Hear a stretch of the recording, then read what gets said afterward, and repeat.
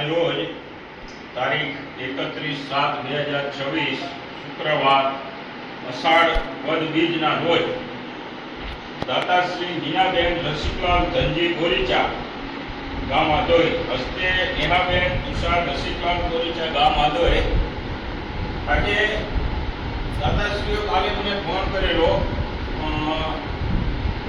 લાલજી કાકાએ મને ફોન કરેલો કે સવારે જેમ બને પહેલાં અમે આવીશું. પછી મેં કીધું કે તમારે છે ને 19-20 તારીખ આગળ બહારથી ગાડીઓ આવે છે તો 19-20 થાય તો મને વાંધો નહીં, તમે કહેશો ત્યારે પછી અમારે ફાઇનલ તો 9 વાગે અમે અમારી ગાડી લઈ અને એમને પિકઅપ કરી આવી. દાતાશ્રીઓ હવે આ ખૂબ ઉમળકા ભેર એમને ગાયોને નિરણ કર્યું છે. એક ટ્રેક્ટર લીલા ઘાસચારાનું એમને નિરણ કરી ગાયોની એમના આશીર્વાદ લીધા છે. અને દાતાશ્રીઓ સાથે આવેલા મહેમાનો બહેનો બધાનું નામ મને આવડતું નથી એટલે સંયુક્ત રીતે નામ બધાને ખૂબ ખૂબ ધન્યવાદ, ખૂબ ખૂબ અનુમોદના. ભગવાન તમને આવા સારા કાર્યોમાં આગળ વધારતા રહે. ગૌ સેવા, અબોલ જીવો અને જે જરૂરિયાતમંદ છે એવા માણસોની સેવા કરવી એ આપણો નૈતિક ધર્મ છે એવું માની આગળ ચાલજો. ભગવાન તમને સર્વને સુખી રાખે, આર્થિક રીતે, તંદુરસ્તીના રીતે, બધી રીતે તમે આગળ વધો એવી અમારી મનોકામના. આધોઈ પાંજરાપોળ ટ્રસ્ટ મામા ભાણેજ આધોઈ પાંજરાપોળ તરફથી એમને હું સાલ ઉડાડી અને સન્માન કરીશ. રસિકભાઈની તબિયત સારી થઈ જાય એવા ગૌ માતાના આશીર્વાદ. જય ગૌ માતા.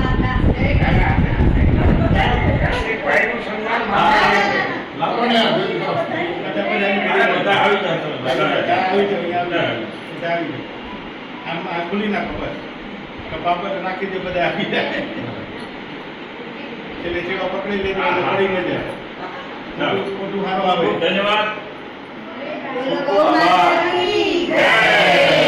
અને ખાસ આપણે રસિકભાઈની તબિયત જરાક નરમ છે, એમની તબિયત જરાક સ્વસ્થ થઈ જાય, સારી થઈ જાય એવી આપણે ગાય માતા પાસે રાખીશું, ઈચ્છા કરીશું અને જેમ બને જલ્દી રહે તંદુરસ્ત થઈ જાય, ભાજપની મુલાકાતે આવી એવી અમારી શુભકામનાઓ. જય ભારત, જય ગૌ માતા.